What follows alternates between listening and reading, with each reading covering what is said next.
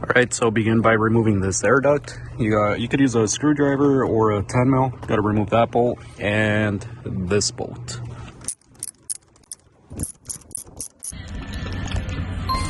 Thirsty for an edge at the table?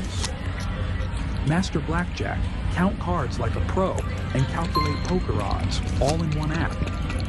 Drink it all in with Table Edge, your ultimate casino strategy tool.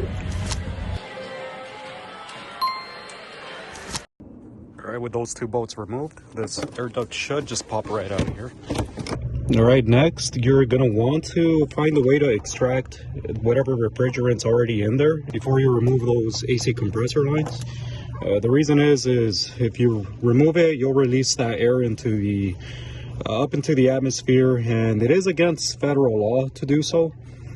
So I have this extractor machine right here, an AC machine, so I'm able to extract it, and then that way I could reuse it. So if you don't have one of those, I heard that you could rent some out over at some of the auto parts stores, one of those vacuum machines. Technically, you're not supposed to remove that line and release this stuff into the atmosphere. So we're going to extract it before we continue. All right, so we're all done extracting it. As you can see, we had 0.71 pounds. It should have a little over a pound in there. 19 ounces to be exact, but we're pretty close, so I'm happy about that. And it's a good sign that, you know, that compressor might be all it really needs. That clutch wasn't really locking up, and that should have been enough refrigerant to kick it on for sure. So we'll see what happens next. Okay, next we got to remove the drive belt. I'm going to do this one from the top. You could also remove the wheel, take off the side wheel cover, and do it through the side with a 14mm wrench. But I don't really want to do that. It's a lot of extra work, so I'm going to do it through the top way. So first of all, take off this 10 mil. We got to remove this little box, and I'll show you what to do next.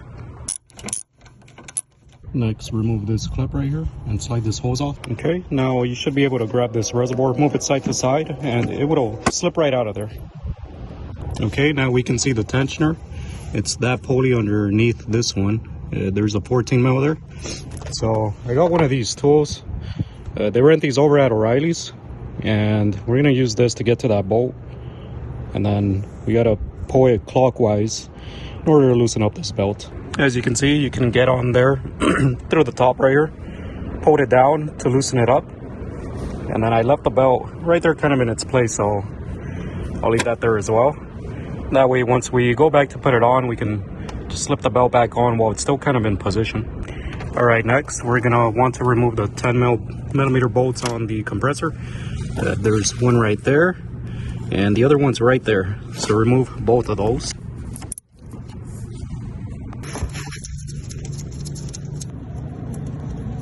Okay, now with those bolts removed, these lines should just... Since we extracted most of it, that's just leftover pressure, so it might be a little loud there, just like now, but nothing to worry about. Okay, with the lines popped out, you could bend this one kind of up here. That way to get it out of the way, give yourself enough room. Okay, so I just bent those two lines around over here. They're holes, so they'll bend pretty easily. Just don't kink it too much to avoid any leaks or breaking it by accident. Okay, next you're going to want to remove that connector. Just squeeze that tab behind it right here. Okay, so my tab was kind of tight on there. I popped off the whole connector together. And then I used both hands to squeeze on this tab right here. And as I did that, I pulled on it and it came loose. All right, next you're going to want to loosen up the two bolts. The bolts holding down this compressor. There's a 12 mil right here and a 12 mil right there. So loosen those up.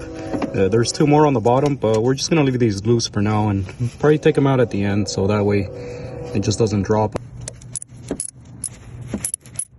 Okay, now you're gonna have to get to the two bolts on the bottom. Normally there's a splash shield on these cars, so you'd have to take off the clips to remove the whole splash cover. But this car, it looks like the customer doesn't have one on there for some reason. Makes it easier for us, but I'll bring it up to them. So, but anyways, if you have that splash cover, remove it. That'll expose this bolt right here and that bolt. They're also 12 mil, so go ahead and remove those. Okay, so just loosen them up. And then since these are close to the frame, once you loosen them, just remove them by hand so your ratchet doesn't get stuck in between this space. All right, so next you're gonna have to remove these fan shroud. There's a 10 mil right there. Okay, and then this hose you can just grab up here, and this bracket will pop open. Okay, now remove this connector. Just push down on that tab, and this will pop out. There's that one, and here's the other one. So do the same thing. Just now there's one more 10 mil. It's right there. So remove that one as well. Okay, next remove this 10 mil. That fan shroud will pop right out after you take out that last bolt. This bracket's kind of in the way. Okay, with that bracket out of the way, the fan shroud will slide out. Just gonna move that hose forward and kind of lift it up, angle it upward, and it'll slip right out of here. All right, with that fan shroud out of the way, this thing will slip right up out of here easily. So you don't have to remove anything other than that fan shroud. Just two bolts, the two connectors, and then this bracket, and that'll get that shroud out of here. And then you will have enough room to remove it from the top. Again, you could also do this through the wheel well, but I don't know, I think this is actually easier. Right, and there it is, we got it out. Here's the new one. So for this part, you're gonna want to fill the compressor with some oil if yours doesn't come with any. Read the paperwork on the one that you pick up, because some of these will come pre-charged with around 3 ounces is kind of the rule of thumb. If yours doesn't, then you're gonna have to add some oil in there, 3 ounces, and then turn the shaft a little. That way it kind of circulates before you reinstall it. This one comes pre-charged, so we should be good to go. As you can see, it'll slip right in easily. And we'll put the bolts back on. And the longer ones go on the top, the shorter ones are for the bottom. Okay, and hand tighten all 4 of those bolts before you tighten any one of them down. That way it's all aligned properly. And to avoid any leaks, you're gonna want to replace that O-ring and this O-ring. So never reuse them. It's always best to change them whenever you remove AC lines.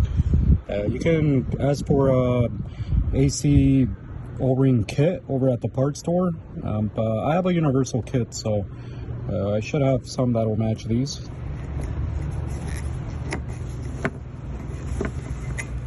Now apply a little bit of your refrigerant oil around there to lubricate these new O-rings.